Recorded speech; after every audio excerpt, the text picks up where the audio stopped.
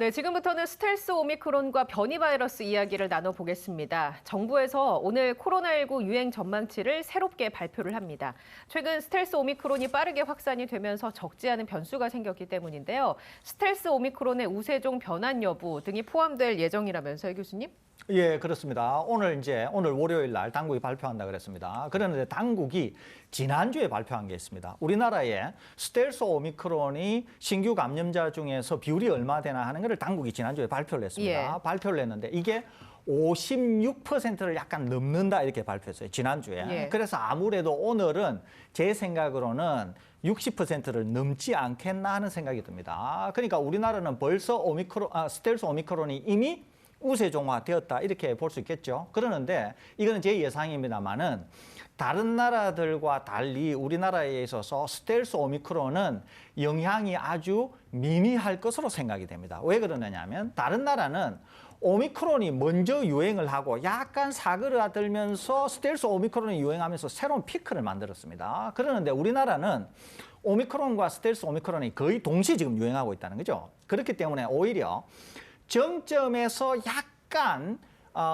정점이 내려오는 것을 미루는 효과는 있을 것으로 보입니다만은 그럼에도 불구하고 스텔스 오미크론의 영향력은 상당히 미미할 것으로 우리나라에서는 상당히 미미할 것으로 예상이 됩니다. 지금 그럼 스텔스 오미크론과 오미크론이 세력 다툼을 하고 있는 거라고 볼 수 있을까요? 거의 같은 계열이기 때문에 세력 다툼을 하고 있다고는 보아집니다만은 스텔스 오미크론이 60%를 넘었으니까 일단 스텔스 오미크론이 오미크론을 상당히 밀어냈다 이렇게는 볼 수 있겠습니다. 조만간 스텔스 오미크론이 거의 한 일주일 이내로 80% 이상이 될 것 같습니다. 그러니까 지금의 경향에 있어서 확진자 수가 감소하는 추세를 보이고 있다 그랬지 않습니까? 감소하는 추세를 보이고 있음에도 불구하고 스텔스 오미크론이 우세종은 됐다는 거죠, 이게. 그렇기 때문에 감소하는데 약간은 미뤄지는 측면이 있겠습니다만은 감소하는 대세 자체를 스텔스 오미크론이 바꾸기는 어려워 보입니다. 우세종화가 되면 그럼 크게 달라지는 게 없다고 봐도 되는 거죠? 그렇습니다. 크게 달라질 바는 없습니다. 아까 말씀드린 것처럼 스텔스 오미크론도 그냥 오미크론입니다. 그러니까 면역학적으로나 이런 것들은 다 똑같습니다. 단지 하나의 차이는 확산이 좀 더 빠르다는 것, 병원성에 있어서는 큰 차이가 없다는 것, 이런 것들이기 때문에 스텔스 오미크론도 그냥 오미크론이다 이렇게 이해하시면 되겠습니다. 자, 저희는 이렇게 새롭게 나오는 변이 바이러스는 크게 걱정할 필요가 없다 이런 얘기를 하고 있는데요. 매일경제신문에서 이런 보도를 해서 한번 체크를 해보도록 하겠습니다. 코로나 이제 끝, 더 나쁜 변이가 온다. 국내외 전문가들 경고라는 제목으로 기사를 실었습니다. 아직 그 이전 변이에 비해서 온화한 성질의 오미크론이 지배종이 되면 더 나쁜 변이가 나타나서 재유행을 할 수 있다면서 영국의 각종 보도를 인용을 했습니다. 주장은 이렇습니다. 코로나19 팬데믹 종식까지 갈 길이 멀고 2년 내 오미크론보다 더 나쁜 변이가 나타날 가능성이 크다. 다음 코로나19 변이가 꼭 오미크론에서 직접 진화한다라는 보장은 없으며 3명 중 1명이 사망하는 치명적인 바이러스일 가능성이 높다라는 얘기인데요. 교수님 어떻게 보십니까? 저는 1도 동의하지 않습니다. 1도 동의하지 않고요. 무슨 이런 사람들이 전문가인지 저는 도저히 이해가 안 돼요. 자, 100년 전으로 한번 가보겠습니다. 제 설명을 좀 더 명확하게 하기 위해서 100년 전 스페인 독감 때로 가보겠습니다. 스페인 독감 때는 지금보다도 훨씬 심각했습니다. 학계에서 추정하기로는 그 당시에 인구는 지금보다 훨씬 작았습니다. 그럼에도 불구하고 전 세계에 5천만 명에서 1억 명 정도 사망했다고 추산하고 있습니다.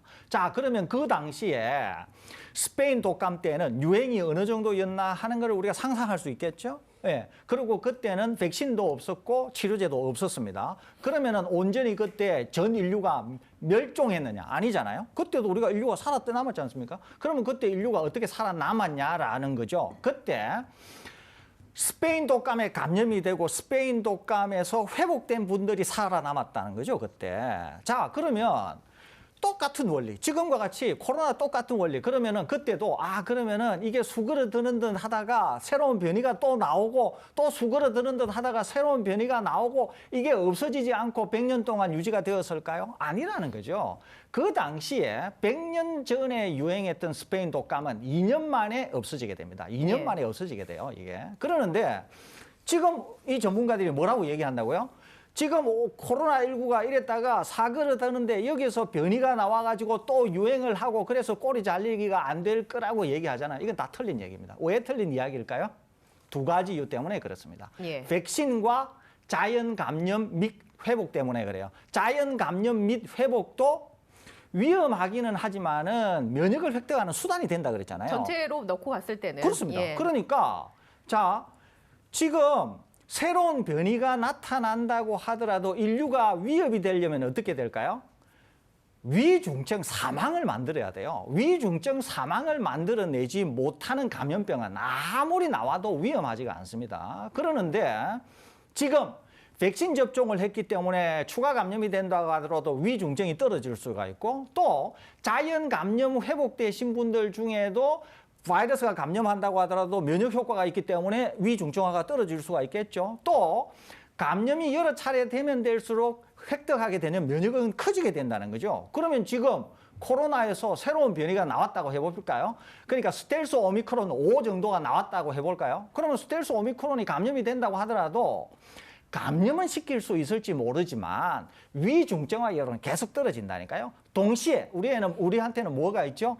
먹는 치료제가 있다는 거죠. 그러니까 100년 전 스페인 독감도 이런 예. 경로를 통해서 없어진 것처럼 우리 코로나19도 이렇게 해서 없어진다니까요. 제가 말씀드리는 명확한 제가 가지고 있는 지식에 기반한 것은 뭐냐? 오미크론이 나오면서 코로나19는 끝났다. 동시에 시간은 좀 걸릴지 모르지만은 종식을 향하여서 그냥 질주하고 있다. 이것이 제가 가지고 있는 평가입니다.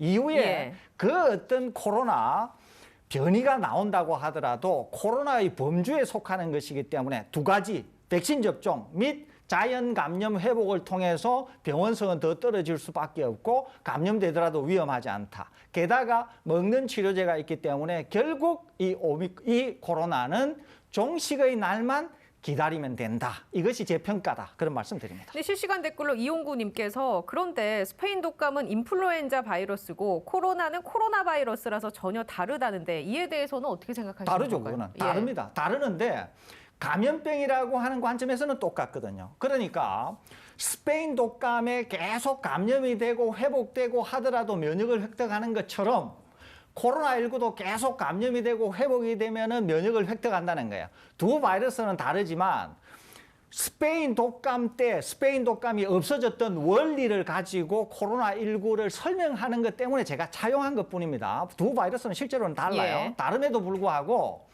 스페인 독감이 없어졌던 경로처럼 코로나19도 같은 경로로 없어진다. 그 말씀 드리는 겁니다. 자, 매일경제 뉴스를 살펴보고 있는데 그럼 이 부분은 교수님은 어떻게 생각하십니까? 중간에 정재훈 가천대 예방의학과 교수의 코멘트가 실렸습니다. 감염병이 갖는 특성과 동적인 집단 면역으로는 앞으로 반복적인 재유행을 피할 수 없을 것이다. 그러면서 이번 유행으로 인구 중 40% 이상이 감염돼 면역력을 획득했을 것으로 추정이 된다. 국내에서 코로나19 바이러스 변이가 나타나는 확률은 매달 평균 30% 선이다.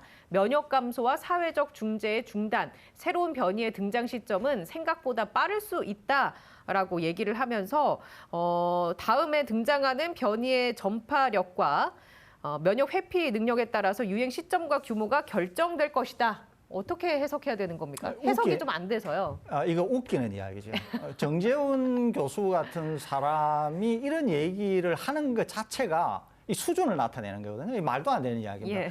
어떻게 저는 이런 초짜가 지금 저 코로나 대응특위 인수위 산하에 있는데 들어가 가지고 활동을 하는지 저는 도대체 이해가 안 돼요. 왜 그런가 한번 살펴보겠습니다. 코로나 바이러스가 가지고 있는 특징 때문에 지금 뭐 몇 달에 한 번씩 변이가 나타난다 이렇게 얘기하는데 그게 아니에요.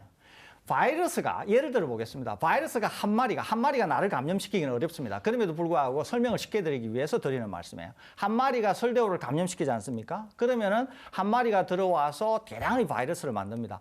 설대우 몸에서 만들어진 대량의 바이러스를 검토하면 이 바이러스도 곳곳에 변이가 나타나 있습니다. 예를 들면 한 100만 마리가 저한테 만들어졌으면 그 100만 마리가 다 똑같은 것도 있지만 많은 경우에는 변이가 저 안에 있다고요. 그러는데 많은 경우 이 변이는 생존에 취약해서 오히려 없어지게 됩니다. 그러면서 계속 생기는 거죠. 그러면서 계속 이제 우수한 종이 예. 변이가 되는 거죠. 그러니까 우리나라에 감염된 사람이 얼마나 많습니까? 그 감염된 사람의 바이러스를 다 모으면은 엄청난 변이가 있을 겁니다. 변이가 있다는 게 중요한 것이 아니라 변이가 얼마만큼 생존력을 가지면서 위세를 떨칠 수 있냐라고 하는 게 중요한 거죠. 위세를 떨치려고 하면은 조건이 있어야 됩니다. 첫째 하나는 감염된 사람이 없어야 되고요. 두 번째는 백신 자체를 맞은 사람이 없어야 돼요. 그래서 바이러스 입장에서 볼 때는 곳곳에 먹이가 충만해야 됩니다. 청정 지역이어야 하는군요. 그렇습니다. 그런데 예. 지금 어떻게 돼 있다고요? 지금 그렇게 안 돼 있다니까요. 그렇기 때문에 바이러스가 계속 줄어든다니까요. 그러니까 우리나라에서 만일에 스텔스 오미크론이 됐던 오미크론이 계속 유행하면서 백신 접종률이 이렇게 높아지고 돌파 감염이 생기면 생길수록 변이가 나오든 변이가 안 나오든 코로나 바이러스는 계속 생존에 불리한 환경이 조성이 된다니까요. 그렇기 때문에 예. 정재훈 교수가 얘기하는 것은 완전히 틀린 이야기입니다. 이거는 바이러스 학적으로 맞지가 않아요. 이거는 1도 맞지가 않습니다. 그렇기 때문에 완전히 틀린 이야기입니다. 다시 변이가 나오든 말든 상관없이 코로나19는 종식의 끝단을 향하여서 무한질주, 특히 속도를 높여서 무한질주하고 있다. 이렇게 정리할 수 있겠습니다. 아, 계속 질문을 드릴 수밖에 없는데 이거 딱 한 가지만 더 여쭤볼게요. 실시간 댓글로 SY0124번님이 빌 게이츠가 예언한 천연두나 출혈혈 온다던데요. 이런 건 어떻습니까? 우선 하나는 천연두는 우리 지구상에서 일단 완전히 박멸된 제1호로 기록되고 있습니다. 천연두는. 예. 그런데 어떻게 박멸이 됐냐 하면은 백신으로 박멸이 됐습니다. 그렇기 때문에 인류가 백신을 가지고 있다는 거죠. 그러니까 천연두가 컴백 다시 올 수는 있습니다. 그럼에도 불구하고 인류가 천연두를 백신으로 박멸해 본 경험, 그 기록이 있기 때문에 천연두가 인류를 더 이상 괴롭히기는 어렵다는 거죠. 예. 두 번째는 뭐라고요? 두 번째 또 하나 있다 그랬죠. 그렇게 얘기해. 천연두. 출혈열. 출혈열은 우리나라에 쥐가 옮기는 출혈열도 마찬가지로 첫째 하나는 백신이 있습니다. 둘째는 이것은 쥐라고 하는 매개체가 있어요. 제가 저번에도 한번 우리 방송에서 말씀드렸다시피 중간에 매개체가 있는 것, 예를 들면 찐득이 바이러스나 쥐나 이런 중간에 매개체가 있는 것은 전혀 인류에게 위협이 되지 못합니다. 인류에게 위협이 되는 것은 오직 사람에게서 사람으로 전파하는 것. 두 번째, 공기를 통해 또는 호흡기를 통해 전파되는 것으로서 일대 여러 명으로 전파될 수 있는 이런 것들이 위험합니다. 그렇지 않은 것들, 예를 들면 박쥐가 매개하는 에볼라 바이러스 이런 것들은 전혀 인류를 위협하지 못합니다. 그것은 매개체를 통제하면 되기 때문에 전혀 위험하지 않습니다. 사람은 매개체이라고 하더라도 통제가 안 됩니다. 인권이 있기 때문에. 그래서 사람에게서 사람으로 특히 공기를 매개로 하거나 호흡기를 매개로 하는 것을 통제하기가 어려운 이유가 거기에 있다는 말씀 드립니다. 예.